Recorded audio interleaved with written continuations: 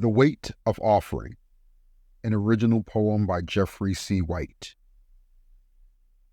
What is sacrifice but the art of vanishing in slow, deliberate increments? Not the grand guillotine of martyrdom, but the quiet erosion, a name fading from the mouths of those it fed.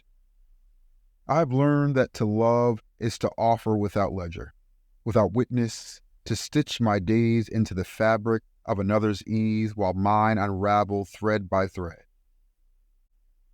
Was it not Prometheus who stole fire only to be bound to an eternity of loss? Not for himself, but for those who would never speak his name with reverence? Abraham raised the blade before the heavens intervened, but what of those whose sacrifices go unanswered, unreturned, unseen? What of the ones who lay their dreams like lambs upon the altar, not in pursuit of glory, but so others may walk an unbloodied path? And still, we call it love. But love is not meant to be a burial ground, so name them, honor them, let their sacrifices be more than their shadow, more than whispers in the margins of another's triumph. See them now, before they too are lost.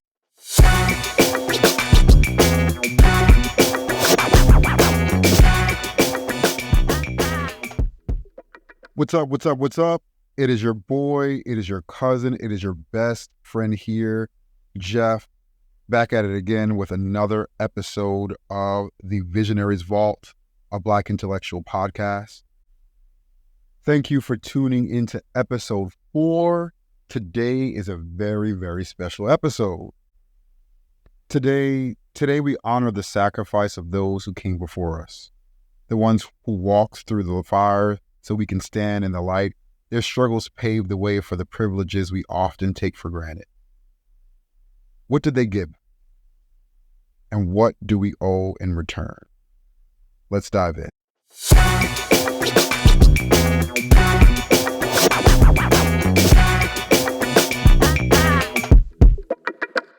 I had the privilege and honor to visit Selma, Alabama, the birthplace of civil rights in this country, for the 60th anniversary of Bloody Sunday. And a lot of you may not know what a foot soldier is. So we, in school, I grew up in New York City public education. We learned about, the Malcolm X's, the Martin Luther Kings, and the Rosa Parks of the civil rights movement. But what we didn't learn about are all the unsung heroes that are not written in your textbooks, and we don't learn about during the civil rights movement, who were pivotal and integral in getting us where we are today, right? Giving us the rights and the privileges that we have today. And they need to be recognized. So I'm here in Selma, Alabama today with one of the greats, Mr. Charles Mauldin here, who is joining us. Unfortunately, Christian's not here to join us, but we have Mr. Mauldin, who's going to just share a little bit about who he is and his involvement in the Bloody Sunday march from Montgomery to Selma. So before you get into what Bloody Sunday is, who's Charles Mauldin? Charles Mauldin, who's from Selma, Alabama. Very simple background, very simple parents, strong, basic, right family values. Had not intended to get involved with the civil rights movement. Said it was got involved by happenstance. An amazing person by the name of Bernard Ralphie, who had been a part of the national movement, turned to Selma. After having been a part of the national movement and being successful with illegal retail Thompson, those people and things like that there, along with people like Diane James Brothers, very sensitive to John Lewis. Right. All the foot soldiers of the civil rights movement. The former mayor of Washington, and yes. They, after being successful with the left movement, created one of the called Stewart and our daughter, Williams and Lily. It was an adjunct to the adults in the room. So the Christian leadership happened. It was realized that young people had something more to offer than just simply ability. So they created switch. Ella Bilton. I ask you guys to look up her name. Yes, please do that. Famous black woman. There's Ella Bilton, and spearhead behind several Christian Leadership Conference. in front of them to create a student relationship house, student and guide. We're not part of that group that formed us. They demonstrated throughout the South. They were part of the bus we were freedom rider. Came to Selma like this to three. Going back to me and all Yes. why? Very simple question. Why can't you do it? Why can't you do it? Why is other two counties not doing it? Right? And one for white people. Why can't you drink out of the bottle? You'll be arrested at that. Why can't you go to the bathroom downtown? You go to the bathroom and do that downtown. If you don't get a young woman who wants to go to a special thing, up around and different time, special person, big trial with we were considered through and living trial with open. But you went to buy a pair of shoes, you have to carve it out of the floor, the side of you could put the shoes on. That type of generation. And my generation, those who became this was we walked up in the reward. When Burnout came and gave us a course, he gave us an action plan, demonstrate, protest, being willing to die, tolerate person in anger. That started from the student demonstration. We have to always realize that when the adults are starting the demonstration, there are young people between the ages of 8 years old and 17 and 18 years old. People that are just some much younger than the students were taught. Right. They were the ones who started modern civilized movement. See? Force initiated by them and spent minutes about going out Rockaway and other Negro. That was the name of James Lawrence, John Budd, Stokely Carmichael, Ivan Barcy, Diane James Bullock. But they started a movement. You did the demonstrating. They were part of almost all of them from 64 on. Both large and small. So small ones categorize us into more protection. It was very dangerous. Right. Don't happen to get killed. Don't happen to any one of us at any time. And he, really. Yes. Yeah. Nothing to lose. Right. We demonstrated, and it eventually got to the point where they were largely larger. And Jimmy Lee Jackson, who lived in Maryland, was at James Orange, who had been assigned, we could call it a story about work, been assigned a project, we called it in the old days, when we were actually a state organization, and tried to develop a little support there for he was up there. What they did was they arrested him and what happened is that they let the people rest out of jail and they left him in jail. The black community knew what that sign was. But that was a sign that they had planned to do something horrendous to him later on that night. So the people in Maryland came out and decided to do an all-night march. And night marches are the most dangerous things that you can get. Right. Nobody knows who can come shoot you. Right. Can't see anything. Can't see. The state troopers modeled their state. Wow. They shot out the lights. So it's black dark. They were at the Zion Church. They were coming out of the state troopers were going to attack them. Jimmy Lee, I don't think was even at the church. He was just simply around there somewhere. He was along with his grandfather and his mother. And they ended up going. The state trooper attacked the folks who were protecting James Owen. The mayor was going to a cafe around the corner from the church. Jimmy Lee and his grandfather, Cajun Lee, and his daughter, Jimmy's mother, went to the sanctuary of the cafe. The state troopers came in to get them. Jimmy Lee, they saw this resistance from Jimmy Lee. They sort of attacked his mother and stood up to protect his mother. They saw that as being an attack against the state troopers. And Later, somebody's grandfather knocked him to the ground, and then when somebody tried to do something about it, they actually released the two guns, took his gun out and shot him. Black folks from that go to the hospital for civil rights incident. Selma was $27 away. There was no flight attendants to take him, so therefore they had to find some people to transport him from Selma and from Marion down to Selma. How far is it? It was 7 miles at least. Takes him down to the Good Samaritan Hospital. He lives there for 8 days. And there's a really big story about him, partially incorporated, a black doctor standing in overriding a black doctor, Dr. Ridiculous, who thought that he should survive. And this white doctor ordered a different type of service for him. And against Dr. David Papars and Dr. David were expert in things like that, looking at black community. Julie gets better, then gets worse, and what died. I was at the meeting, I then went to Maryland to protest Jamal Jackson having been shot. And there was a very famous folk singer who was looking that day. And there's a story behind it that I'm going to attempt to tell you.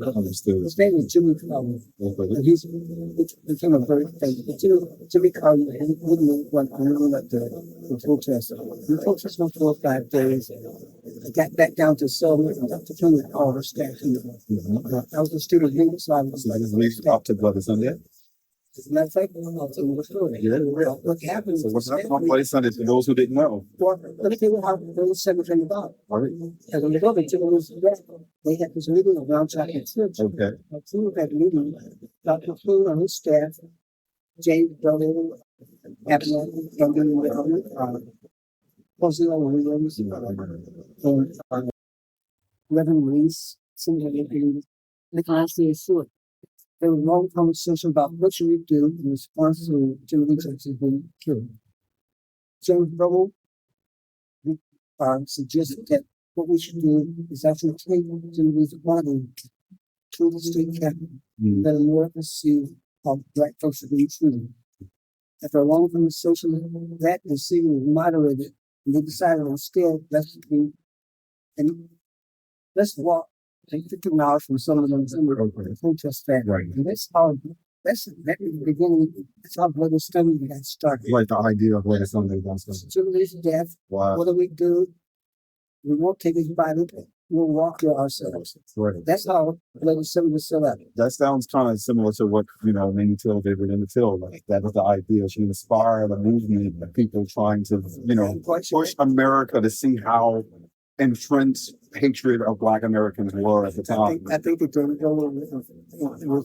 was infuriated by that very idea. Absolutely. And so we decided to walk to Montgomery. I was number 6 in line, and Phil Williams, Bob Nance, and Albert Turner were in the second line, and I was on the third line. Left Round Chapel Church, in the long story short, went to the bridge, in Cruz, Saturday, and a couple of girls, not knowing what would happen, got to a certain country to see the state sentence, and we were possibly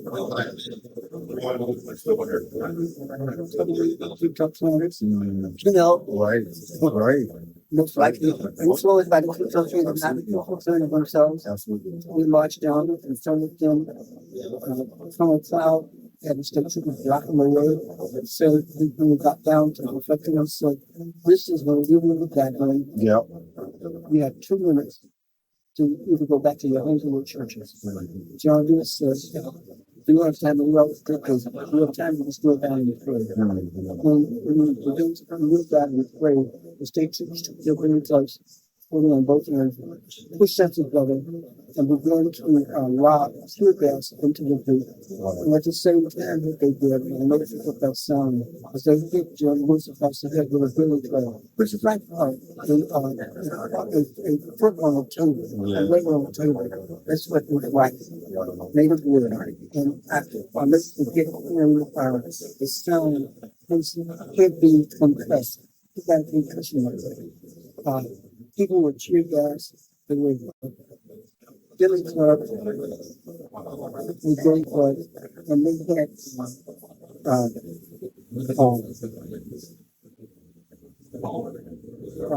cattle parks. The cattle parks are give out an election of stock. The purpose of them is to basically herd cattle into a certain direction by shocking them.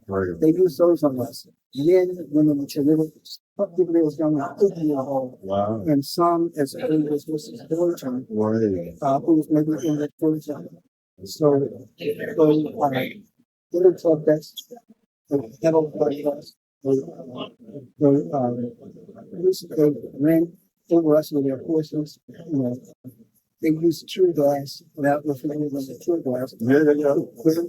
Burns your eyes, burns your skin. Yep. Every color. Impose your lungs. There's nothing you can do but try to escape. Luckily, and only young homeless, if they should put you in the stomach, take yourself back. So this is all part of their training. Extensive on the day of Bloody Sunday, but it was been Right. we had to we try to do concussion head out picture here. And if there was gas, then Sicily gas really lies. So still go to the hospital. If you have a wet hand, you can go. And if you can find your own ground, do that. I hate that. And so when they were doing the beat us, tear gas us, calibrate us, run over us, and what all of us did, and this is wrong.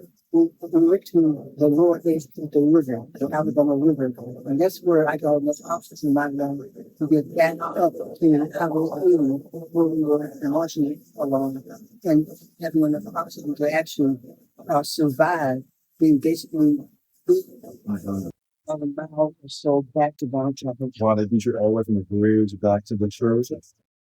They were at the church waiting for us there, the tear gas.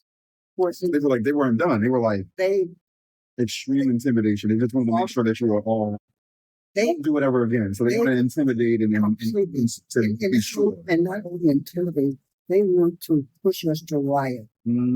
So they can justify the They heat would lose and the excessive force that they were using. Right, because that was at the core of it, was nonviolence. Exactly. We can break that. We can take their moral ills. Right. So when I got back, Andrew Young and Reverend C.T. we were out in front of the church, and we realized that there was just absolutely tear gas, forces, building clubs everywhere. So we knew that people were virtually rioting. So we didn't want to let that happen. So what we did was to try to get people to get into the church and to one of the homes in the George Wilson public homes for protection and to cool people down. One of the most significant things I saw happen that they were able to do in the face of all of this chaos. We were trying to get people back in the church or in the home. Reverend Vivian was shaking his hand and his state to his face like this, letting him know that they would not prevail and that justice would survive. And like I'd never seen a black man confront white power like that around. That's what resistance looks like. About the beginning of black power. Listen, that was an example of a little bit of that is missing today. Right. We need that. And this is in the midst of all of that chaos. Wow. And I stopped in my foot. Except you were just like in awe, right? I was so in awe that I stopped to listen to that. Right.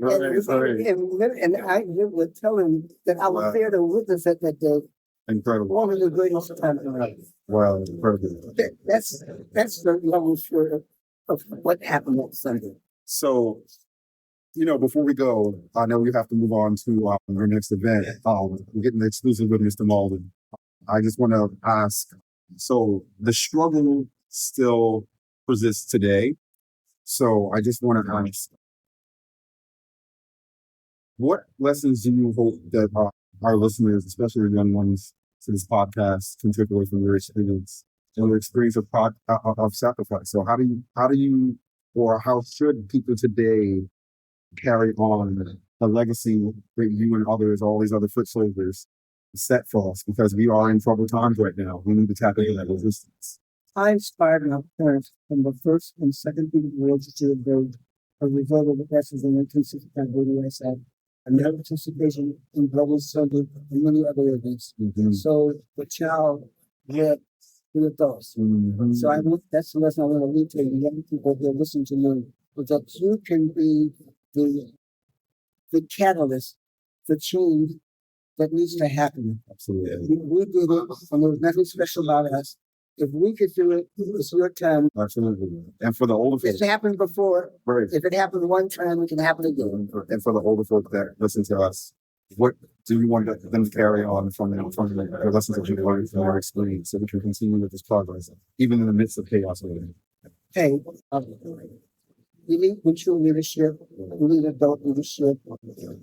They have the desire to be active, focus on that activity in the most positive direction that you can take. Encourage it, but help provide the proper leadership for it. Thank you, sir. I appreciate you. Thank you for your time. Thank you. That was perfect. Okay. Yeah.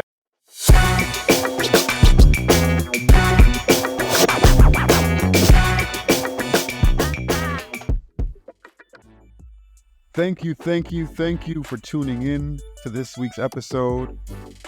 We stand on the shoulders of those who gave everything. So what will you do with the space they carved out for us? The fight isn't over, and neither is this conversation. So remember, this is a bi-weekly podcast, so the next episode will drop March 29. And if this episode resonated with you, share it, reflect on it, and most importantly, act on it. Until next time, keep the conversation going.